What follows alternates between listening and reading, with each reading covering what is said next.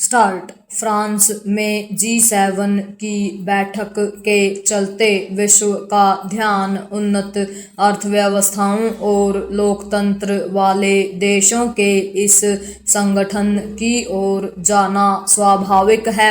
वैसे तो इस संगठन के सदस्य देशों में अमेरिका के अतिरिक्त Britain, France, Germany, Italy, Canada और जापान भी शामिल हैं, लेकिन कुल मिलाकर इस पर अमेरिका का ही दबदबा रहता है। प्रतिवर्ष जब भी G7 देशों की बैठक होती है तो यह संगठन चर्चा में तो आता है, लेकिन अभी तक का अनुभव यही बताता है कि वह कोई विशेष प्रभाव नहीं छोड़ पाता। इस बार भी ऐसा ही हो तो हैरत नहीं, क्योंकि अमेरिकी राष्ट्रपति ट्रंप सदस्य देशों को सहयोगी कम अपना अनुयायी अधिक समझते हैं। राष्ट्रपति के रूप में अपने इस दूसरे कार्यकाल में उन्होंने करीब करीब सभी सदस्य देशों के साथ टैरिफ और अन्य मामलों में मनमाना व्यवहार किया है।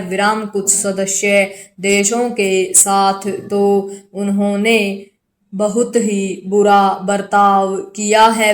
उनके अपनी ही चलाने वाले रवैये के कारण अमेरिका के अन्य देशों के साथ मतभेद बढ़े हैं। इसे देखते हुए इसके आसार कम ही हैं कि यह संगठन टैरिफ, जलवायु परिवर्तन, AI के उचित उपयोग आदि के मामले में किसी सहमति पर पहुंचकर ऐसे कोई निर्णय ले पाएगा जो विश्व की समस्याओं के समाधान में सहायक बनेंगे।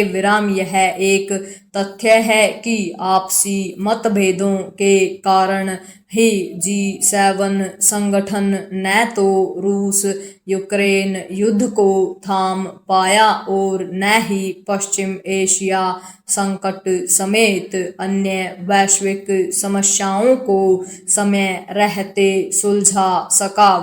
इस बार बैठक का एक प्रमुख एजेंडा व्यापारिक असंतुलन दूर करना भी है, लेकिन इसकी अनदेखी नहीं की जा सकती कि इस असंतुलन का एक बड़ा कारण तो खुद अमेरिका है। ट्रंप के नेतृत्व में अमेरिका ने सदस्य देशों के साथ ही अन्य कई देशों पर जैसी धौंस जमाने की कोशिश की है, उसकी मिसाल मिलना कठिन है।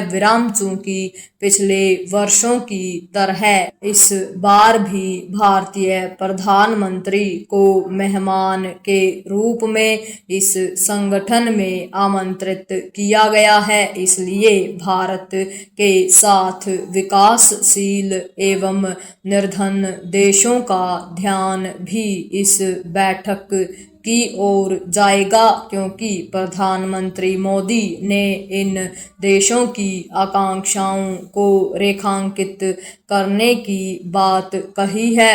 वे पहले भी ऐसा करते रहे हैं।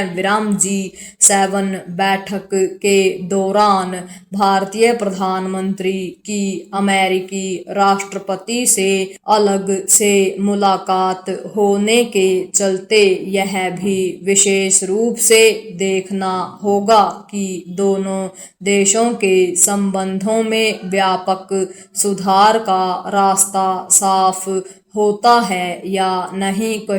यदि अमेरिका इस संगठन को प्रभावी बनाना चाहता है तो उसे सदस्य देशों के साथ समानता का व्यवहार करना होगा विराम निसंदेह है। ऐसी ही अपेक्षा भारत और अन्य मेहमान देशों की भी रहेगी। विराम अमेरिकी राष्ट्रपति को यह आभास होना चाहिए कि अब अमेरिका पहले जितना सक्षम नहीं रहा। पूर्ण विराम।